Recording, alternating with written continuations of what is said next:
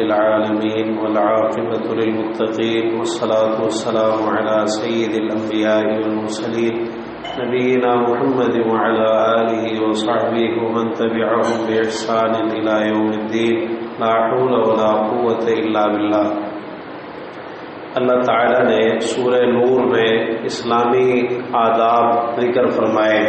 اصلاح معاشرہ میں ان آداب کا بھی بہت زیادہ کردار ہے، اور یہ مختلف چیزوں کے آداب ہیں جو خود شریعت میں قرآن اور حدیث میں سکھائے گئے ہیں، سیکھنے چاہیے۔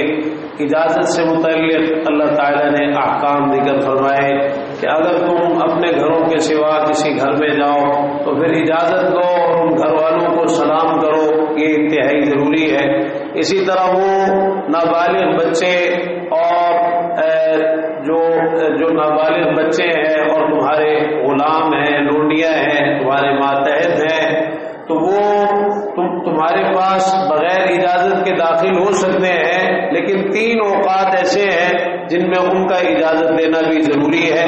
ایک فجر سے پہلے کا وقت، ایک ظہر کی نماز کے بعد کا وقت، اور تیسرا عشاء کی نماز کے بعد کا وقت۔ یہ 3 اوقات پردے کے اوقات ہیں، لہذا ان میں اگر یہ نابالغ بچے اور تمہارے غلام اور لونڈیاں یہ تمہارے پاس آئے تو تم سے اجازت لے کے آئیں، ان کو بھی سکھاؤ کہ یہ اجازت لے۔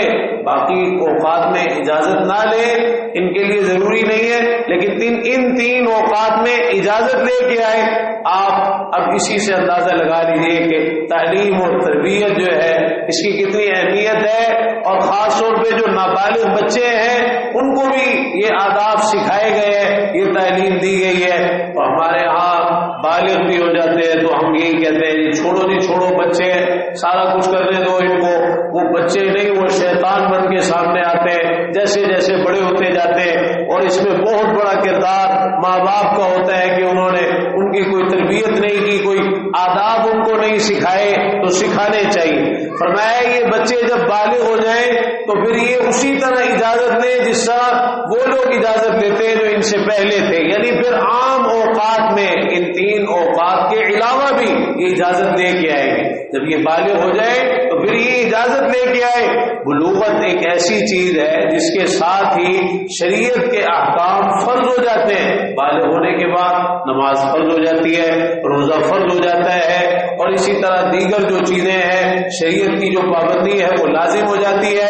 انسان جب تک بالغ نہیں ہوتا مرفوع القلم ہوتا ہے، لیکن جب بلوغت کو پہنچ جاتا ہے اب مرفوع القلم نہیں ہے، اب اس کی زندگی کا ایک ایسا حصہ شروع ہو جاتا ہے جس کا باقاعدہ حساب کتاب ہے۔ آپ دیکھ لیجیے کہ کتنے ایسے بچے ہیں جو بالغ ہو گئے ہیں لیکن روزے نہیں رکھ رہے، حالانکہ بالغ ہونے کے بعد روزہ رکھنا تو ان کے لیے فرض ہو چکا ہے۔ اسی طرح نمازوں میں کوتاہیاں ہیں، حالانکہ بالغ ہو چکے ہیں، بلوغت کے بعد نماز فرض ہو جاتی ہے۔ صحابہ کرام رضی اللہ عنہم اس چیز کا بہت زیادہ خیال رکھا کرتے تھے کہ کسی کا مال ناحق نہ کھائیں۔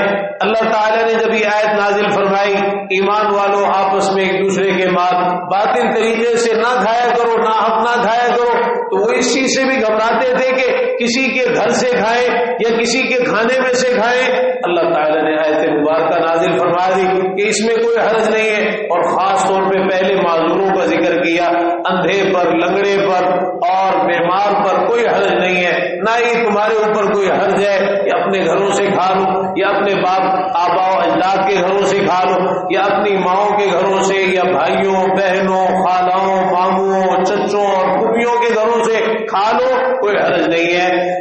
اور یہ جن گھروں کی چابیاں تمہارے پاس ہیں یا تمہارے دوست کے گھر ہیں تو ان کے گھروں سے کھا لو، اس میں تمہارے لیے کوئی حرج نہیں ہے، لیکن اس میں ان کی اجازت بھی ہونی چاہیے۔ ان کی اجازت کے ساتھ، ان کی رضامندی کے ساتھ تمہارے لیے ان کے ہاں سے کھانے میں کوئی حرج نہیں ہے۔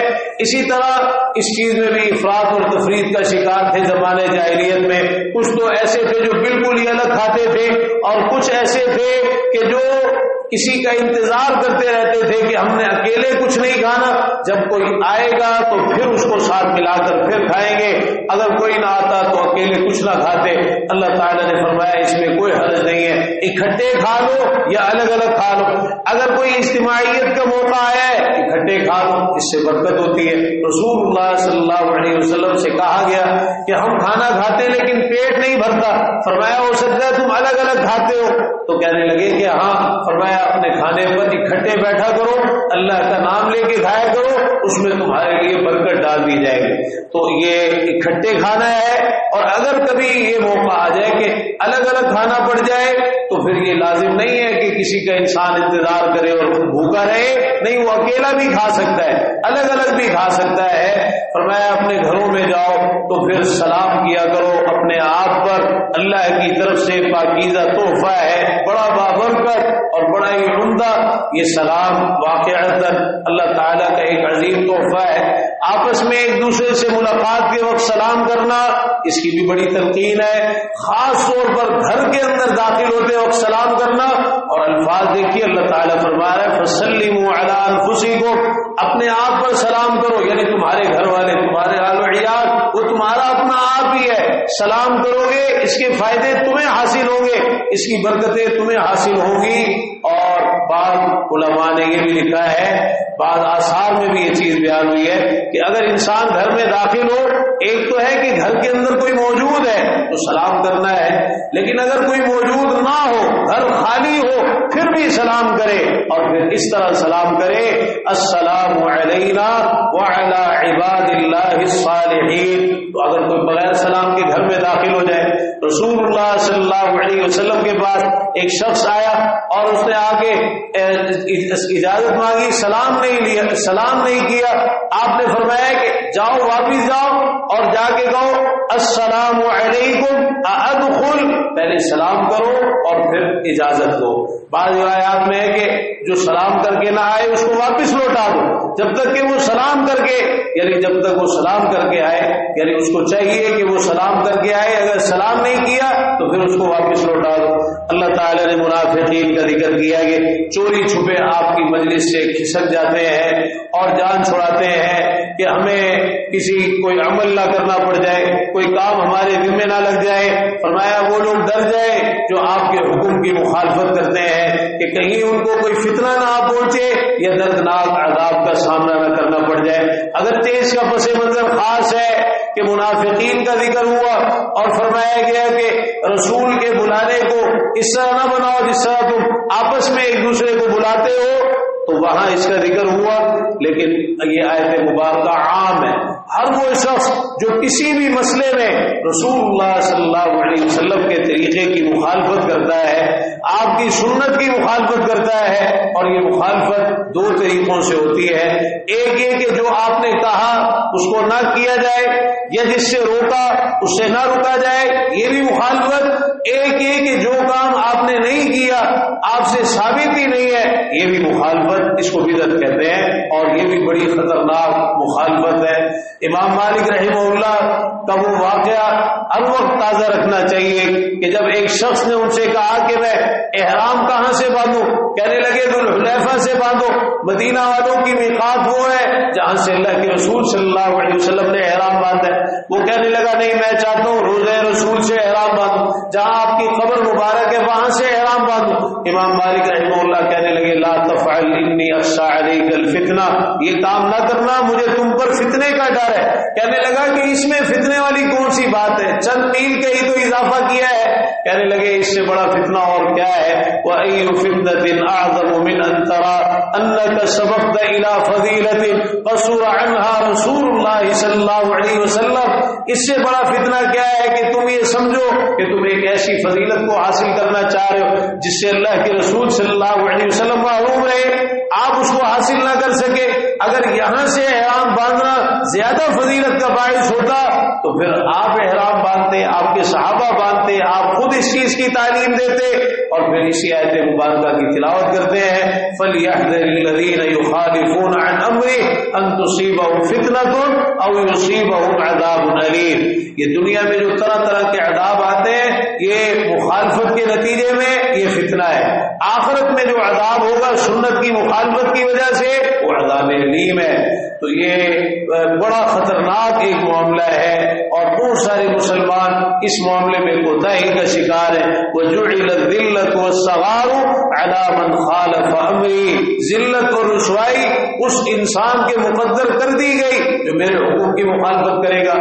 آخر کون سی ایسی ضد ہے جس کی وجہ سے انسان رسول اللہ صلی اللہ علیہ وسلم کی مخالفت کرتا ہے؟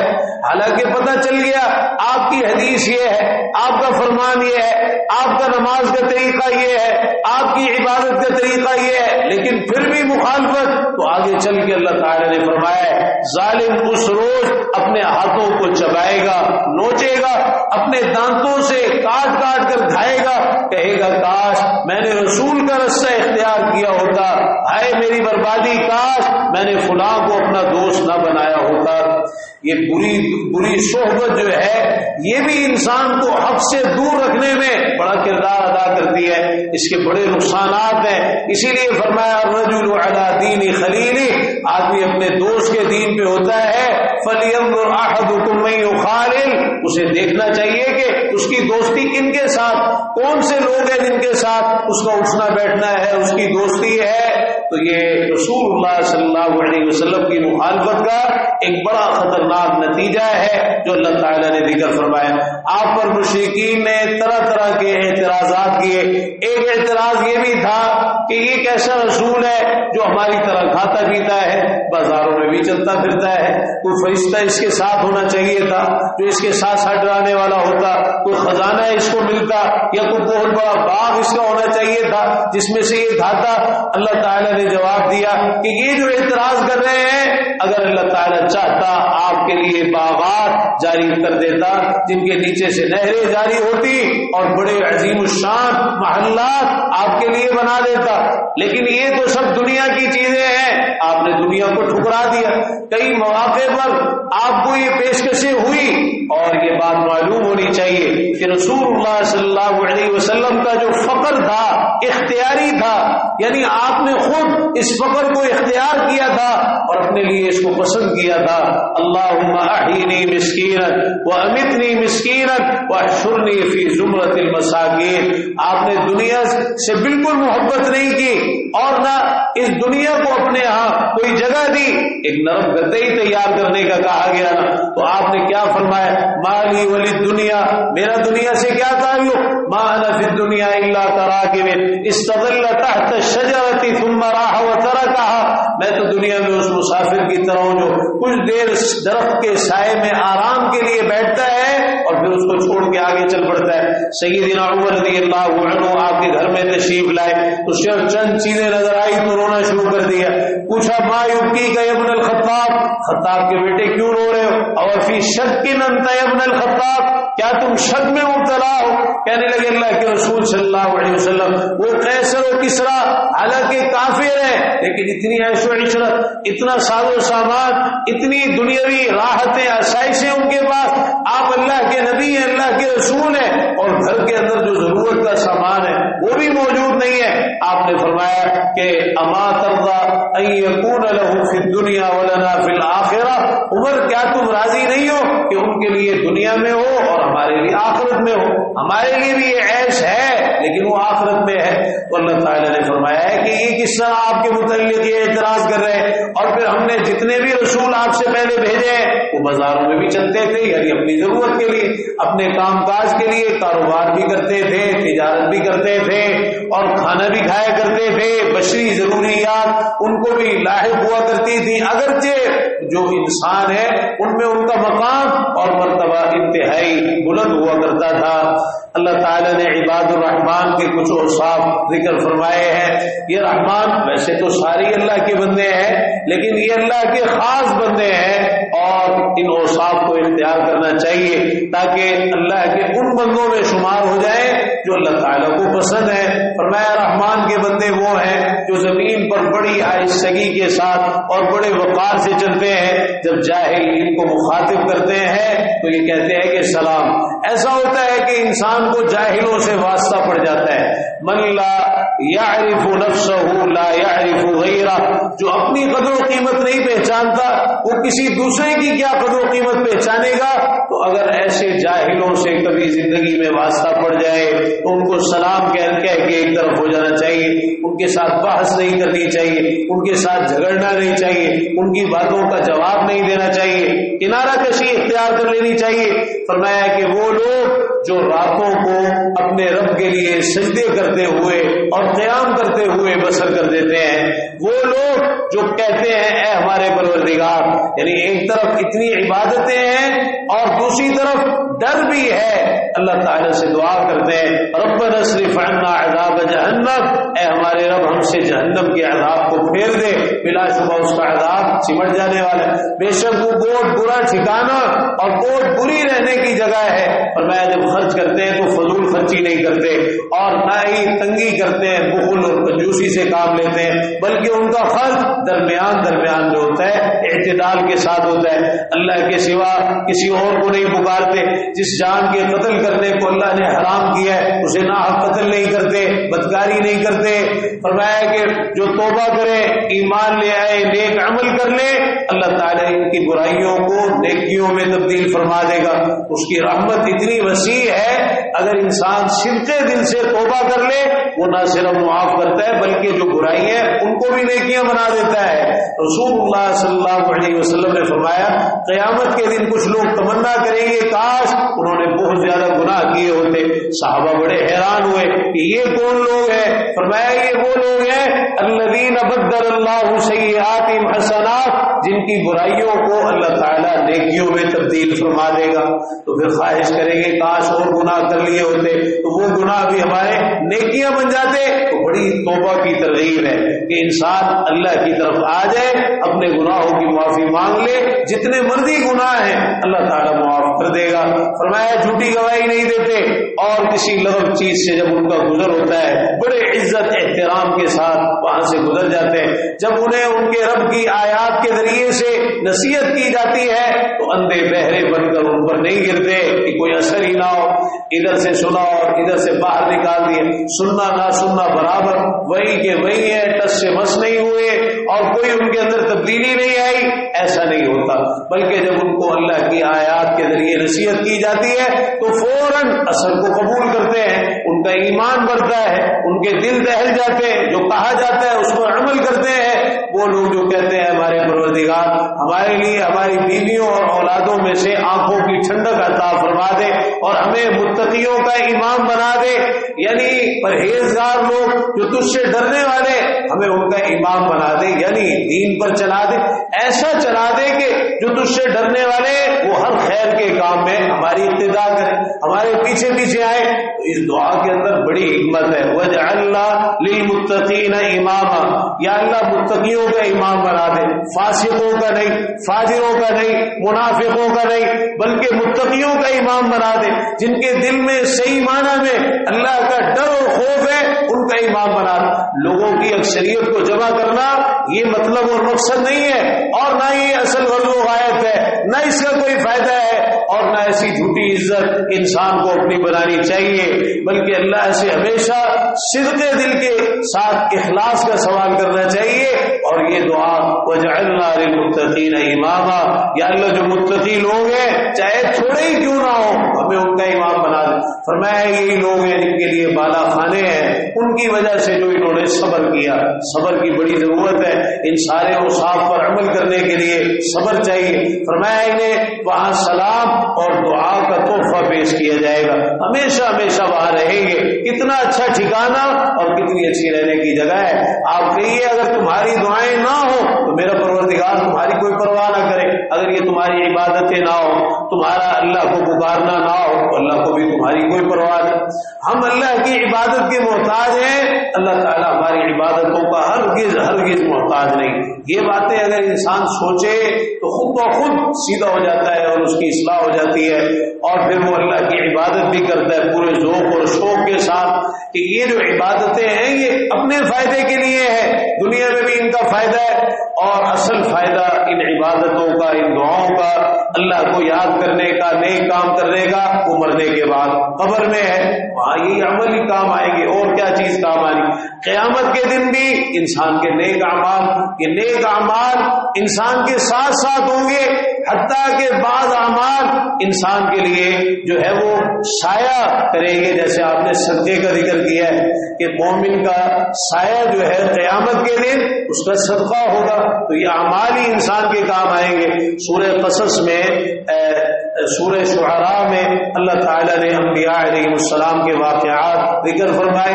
ابتدا میں موسیٰ علیہ السلام کا واقعہ ذکر کیا کہ جب فرعون کے پاس گئے، اور یہاں خاص طور پر یہ تفصیل بیان فرمائی کہ فرعون طرح طرح کی باتیں کرتا رہا، لیکن موسیٰ علیہ السلام اسے اللہ کی دعوت پہنچاتے رہے، اللہ کا پیغام پہنچاتے رہے، اللہ کا تعارف کرواتے رہے، حتیٰ کہ فرعون نے کہا یہ جو رسول تمہاری طرف بھیجا گیا ہے یہ تو مجنون ہے، دیوانہ ہے۔ موسیٰ علیہ السلام نے کوئی پرواہ نہیں کی، کہنے لگے وہ رب ہے جو مشرق اور مغرب کا رب ہے، اور جو ان دونوں کے درمیان ہے ان کا بھی رب ہے، اگر تم عقل رکھتے ہو۔ تو موسیٰ علیہ السلام نے پورا تعارف اللہ تعالیٰ کا فرعون کو کروایا، حالانکہ وہ یہ باتیں سننا نہیں چاہتا تھا، اور وہ آگے سے طرح طرح کی باتیں کر رہا تھا۔ تو اصل چیز ہے اپنے پیغام کو پہنچا دینا، وہ کوئی بھی موقع انسان کو ذرا سا بھی مل جائے تو اپنا پیغام انسان پہنچا دے، جو توحید کی دعوت ہے وہ اگلے تک پہنچا دے، چاہے آدمی جو مرضی آگے سے بولتا رہے، لیکن کم از کم اس کو اللہ کا کلام سنا دے، کچھ قرآن کی آیتیں سنا دے، کوئی رسول اللہ صلی اللہ علیہ وسلم کا فرمان سنا دے۔ آگے بات مقدر کی ہے، اگر ہدایت مقدر میں ہوگی تو مل جائے گی، نہیں ہوگی تو جتنی مرضی انسان کوشش کر لے۔ موسیٰ علیہ السلام نے بڑی کوشش کی کہ فرعون راہ راست پر آ جائے، لیکن کوئی فائدہ نہیں، چونکہ اس کے مقدر میں ہدایت ہی نہیں، بلکہ وہ اپنی سرکشی میں آگے بڑھا۔ اور پھر آگے چل کے اللہ تعالیٰ نے ذکر کیا ہے کہ جب موسیٰ علیہ السلام کو حکم ہوا کہ آپ بنی اسرائیل کو لے کے نکل جائیے، ادھر فرعون نے پیچھا کیا تو آگے سمندر کی موجیں ہیں اور پیچھے فرعون کی فوجیں ہیں، بنی اسرائیل گھبرا گئے، کہنے لگے ہم تو پکڑے گئے۔ موسیٰ علیہ السلام نے کہا کلا، ہرگز نہیں، میرے ساتھ میرا رب ہے، عنقریب وہ میری رہنمائی کرے گا۔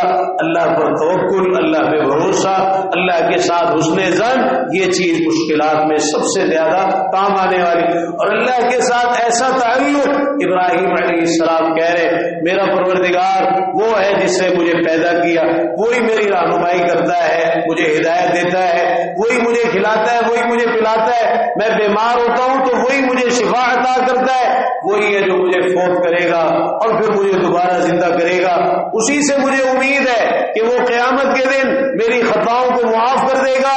اللہ کے ساتھ یہی تعلق، اسی خالص عقیدہ توحید کے ساتھ ایک مسلمان کا ہونا چاہیے۔ آگے چل کے پھر نوح علیہ السلام، ہود علیہ السلام، صالح علیہ السلام، لوط علیہ السلام اور شعیب علیہ السلام کے واقعات اللہ تعالی نے ذکر فرمائے، اور ان کی قوموں کا انجام بھی ذکر کیا۔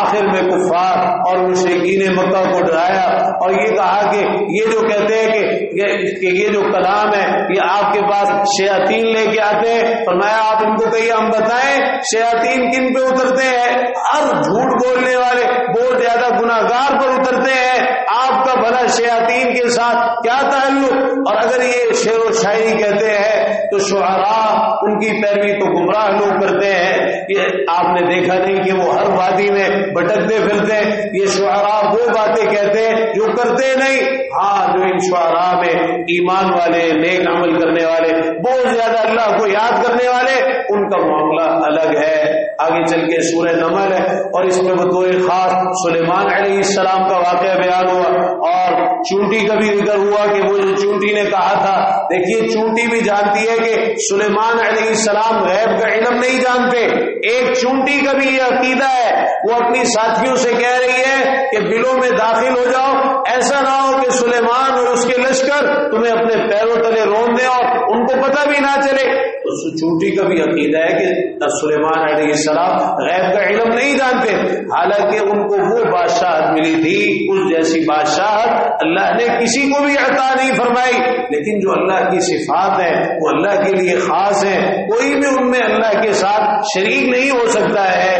سلیمان علیہ السلام نے جب یہ سنا مسکرا دیے اور یہ دعا کی، بڑی قیمتی دعا ہے، رب اوزعنی ان اشکر نعمتک التی انعمت علی، اے میرے رب مجھے توفیق دے کہ میں تیری نعمتوں کا شکر ادا کروں جو تو نے مجھ پہ کی ہے اور میرے والدین پر کی ہے، وان اعمل صالحا ترضاه، اور میں ایسے نیک عمل کروں جنہیں تو پسند کرتا ہے، جن سے تو راضی ہوتا ہے، وادخلنی برحمتک فی عبادک الصالحین، اپنی رحمت کے ساتھ مجھے اپنے نیک بندوں میں داخل کر لے۔ حدود کا واقعہ ذکر ہوا، اور حدود پرندہ بھی جانتا ہے کہ عبادت کے لائق صرف ایک اللہ کی ذات، رکوع سجدے کے لائق صرف ایک اللہ کی ذات۔ وہ ملکہ سبا کا اس نے ذکر کیا جس کا نام روایات میں بلقیس ذکر ہوا ہے۔ تو بہرحال سلیمان علیہ السلام نے پھر خط روانہ کیا، اور بالآخر وہ ملکہ جو ہے اس نے سمجھداری سے کام لیا۔ پہلے تو امتحان لیا یہ دیکھنے کے لیے کہ سلیمان علیہ السلام دنیا کے بادشاہوں کی طرح کوئی بادشاہ ہے یا واقعتاً اللہ کے نبی ہے، چنانچہ تحفے تحائف بھیجے۔ سلیمان علیہ السلام نے وہ سارے رد کر دیے کہ تم مجھے دنیا کی یہ چیزیں دینا چاہتے ہو، ہمارا مقصد دنیا حاصل کرنا ہرگز نہیں ہے، تو واپس بھجوا دی۔ تو وہ سمجھ گئی کہ یہ اللہ کے نبی ہیں، چنانچہ خود مطیع ہو کے آئی۔ سلیمان علیہ السلام نے کہا اس کے آنے سے پہلے کون اس کا تخت لے کے آئے گا؟ اب اللہ کے حکم سے وہ شخص لے کے آیا جس کے پاس کتاب کا علم تھا۔ وہ کون تھا؟ انسانوں میں سے تھا یا جنات میں سے تھا؟ کچھ نہیں بتایا گیا، بس اتنا کہا الذی عنده علم من الکتاب، اس نے کہا انا آتیک بھی قبل ان یرتد الیک طرفک، آپ کی آنکھ جھپکنے سے پہلے میں وہ لے آؤں گا، اور پھر لے بھی آیا۔ سلیمان علیہ السلام نے دیکھا تو کہا ھذا من فضل ربی، یہ میرے رب کا فضل ہے، وہ مجھے آزمانا چاہتا ہے کہ میں شکر کرتا ہوں یا ناشکری کرتا ہوں۔ جو شکر کرے گا اپنے لیے کرے گا، اور جو ناشکری کرے گا تو میرا پروردگار بڑا بے نیاز اور انتہائی کریم ہے۔ جتنی زیادہ انسان اللہ کی نعمتیں استعمال کرے اسی قدر زیادہ اس کو اللہ کا شکر بھی ادا کرنا چاہیے، اور ان نعمتوں کو اللہ کا فضل سمجھنا چاہیے۔ یہ نہ سمجھے انسان کہ یہ میری محنت ہے، یہ میری کمائی ہے، کچھ نہیں ہے، اللہ کا فضل ہے۔ اگر اللہ کا فضل نہ ہو تو کوئی چیز بھی انسان کے پلے نہ ہو۔ اللہ تعالیٰ توفیق عطا فرما دے کہ ہمارے عقیدے، عبادات، معاملات، شکل و صورت، لباس، کاروبار، تجارت، چلنا پھرنا، اٹھنا بیٹھنا، سونا جاگنا، اخلاق، گفتار، کردار، خوشی اور غمی کے تمام امور سب کچھ پیارے پیغمبر جناب محمد رسول اللہ صلی اللہ تعالی علیہ وآلہ وسلم کے طریقے کے مطابق ہونا چاہیے۔ بیماروں کے لیے دعا فرمائے، ہمارے بھائی ہیں ان کا ایکسیڈنٹ ہوا ہے آج، ان کے لیے بھی دعا فرمائے، دیگر بھی جتنے بیمار ہیں اللہ تعالیٰ سب کو شفائے کاملہ عاجلہ عطا فرمائے، ایمان والی، سلامتی والی، عافیت والی، صحت والی زندگی نصیب فرمائے۔ اللہم اشفنا واشف مرضانا ومرضى المسلمین، یا شافی الامراض اشف مرضانا ومرضى المسلمین۔ اللہم رب الناس اذهب الباس واشف انت الشافی لا شفاء الا شفاءک شفاء لا یغادر سقما واذا مرضت فهو يشفين انی مسنی الضر وانت ارحم الراحمین لا الہ الا انت سبحانک انی كنت من الظالمین۔ ربنا تقبل منا انك انت السميع العليم وتب علينا انك انت التواب الرحيم وصل اللهم تعالى على نبينا محمد وعلى اله وصحبه اجمعين سبحانك اللهم وبحمدك اشهد ان لا اله الا انت استغفرك واتوب اليك والسلام عليكم ورحمة الله وبركاته۔